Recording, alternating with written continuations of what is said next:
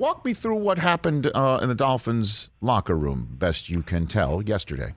Well, pretty simple, Rich, and how we interpret it, which we will certainly try to do, is probably more complex. But in its simplest form, Brian Flores went into his team meeting at 4 p.m. a day ago, and he did something that he doesn't normally do. He addressed the reports that have tied the Miami Dolphins to a trade for Deshaun Watson with his players and his staff present. And he did so by keeping it pretty brief, but also being pretty poignant and saying that Tua Tagovailoa is our quarterback. That's it. That's end of story. That's what he did. I guess the question then becomes, of course, why is that important? And my biggest takeaway from it is that this is not the same as Cam Newton saying after they draft Mac Jones, Cam Newton is our quarterback, only to a few months later, Bill Belichick waiving Cam Newton. It's not the same to me as Cliff Kingsbury saying Josh Rosen is our quarterback right now. And the difference is those were being said in press conferences. This was a head coach standing in front of his players where his integrity and his honesty is more important than anywhere else, telling them that Tua is our quarterback. I'm not saying it has anything to do with what has happened or what will happen, but at this moment, Flores made clear that Tua is his guy. Well, the reason why that's important in my mind, first thing I thought of when I read your tweet on that and heard your reporting on it, Jeff, is that the coach had to have heard enough. I'm not saying Brian Flores is out there watching, the Rich Eisen Show, Get Up, Sports Center, NFL Total Access. I'm not saying that, but enough had to have reached his ear gate, to use the Miami legend Michael Irvin's phrase, to feel compelled to address it with his team, gather around. And maybe some of that chatter was in his own locker room, and he felt the need to have to just put it to bed because they've got to face Bill Belichick in a week and a half. That's right. And honestly, it sometimes I think when coaches do put their head in the sand, they're forgetting that the players in their locker room are smarter, more aware than maybe they realize. Of course, players in that locker room, including, by the way, Tua, had to know what was swirling out there.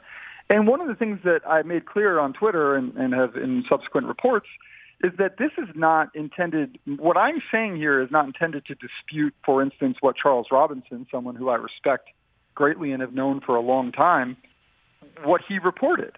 It's these two things are not mutually exclusive. I believe that Flores going in there and saying Tua is our quarterback is not an indication that the Dolphins were not, and perhaps in the future will not be interested in trading for Deshaun Watson, but rather, to your point, look, we're less than 2 weeks before the start of the season. Yes. And if you've got your quarterback and the people around him wondering what the head coach thinks about him, you got to address it. And he did just that, and I give him credit for it. And I give him credit for that. And the question does beg, though, Jeff Darlington, based on all of this, is why the Dolphins still were tire kicking on, yes, a supremely top 3, potentially top 5 talent at the most important position in not just the National Football League, but maybe all professional team sports. Got it. But it's not just that alone. All things are not equal with Deshaun Watson. And for them to tire kick on that mere weeks, days, if you want to put it, before a regular season and think that it's not going to get out, because you also have to wonder, you also have to wonder why they would do that, because there are other teams in on it. And you can't guarantee other teams. Certainly if I was another team in on it and then didn't get the guy, but the Dolphins were, I would totally leak it just to throw that grenade into the Dolphins locker room before the season. Absolutely. Why would they do it? Why would they do it? So two things there. The why, I think you answered in the way you sort of introduced Deshaun Watson's resume. in terms of being a generational talent, a top player at a position that's the most important position in sports. The problem with that is, so that's why it makes sense, if there is any sense to be made of this, why an NFL team, a coach, anybody, whoever it was within the Dolphins organization would be willing to pursue and kick those tires. I think oftentimes, as we've seen so many different times, look, I covered the Dolphins for years. I remember when Jeff Ireland got on a plane, I was covering the team at the time, with Stephen Ross to fly across the country and interview Jim Harbaugh while Tony Sperano was still his coach, and was surprised when that ultimately got out. Like, sometimes you dangle a carrot in front of these teams and they don't necessarily think about the crisis management that comes, the repercussions that come with those actions. In this case, you're absolutely right.